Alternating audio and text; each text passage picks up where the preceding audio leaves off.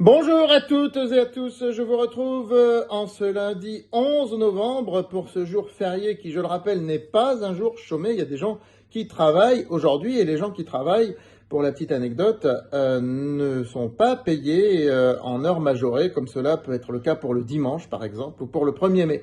Voilà, la bourse de Paris est donc ouverte aujourd'hui, mais je vous avoue qu'il y a peu de monde dans les salles de marché aujourd'hui et que les volumes d'échanges qu'on voit sur la première partie de la journée, c'est essentiellement des family office, des particuliers, ce qui fait que ces volumes sont d'ailleurs très faibles.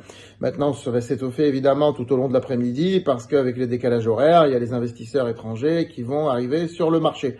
Pour le peu d'investisseurs étrangers, en particulier américains, qui continuent de s'intéresser à nos marchés européens.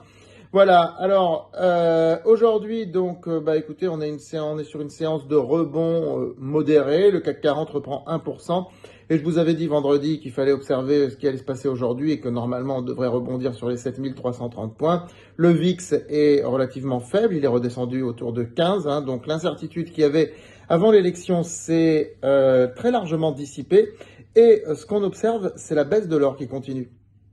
Alors, autant sur le marché, on peut espérer que là, on rebondisse sur la fin de l'année, autant sur l'or.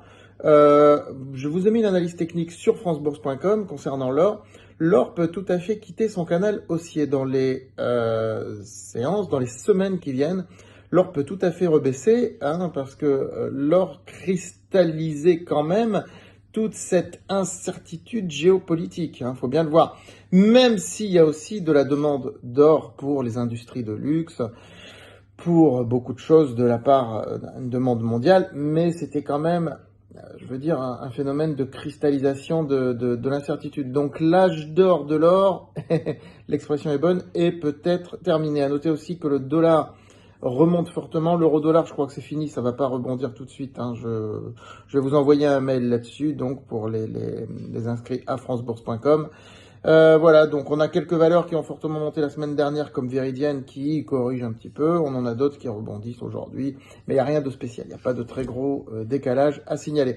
Voilà, je vous souhaite un très bon 11 novembre, et puis je vous retrouve en vidéo en milieu de semaine, donc probablement mercredi, et puis bien sûr, sur francebourse.com très régulièrement. Je vais d'ailleurs vous envoyer un mail aujourd'hui. Inscrivez-vous à francebourse.com, inscrivez-vous, abonnez-vous à cette chaîne YouTube et likez et partagez l'ensemble des vidéos.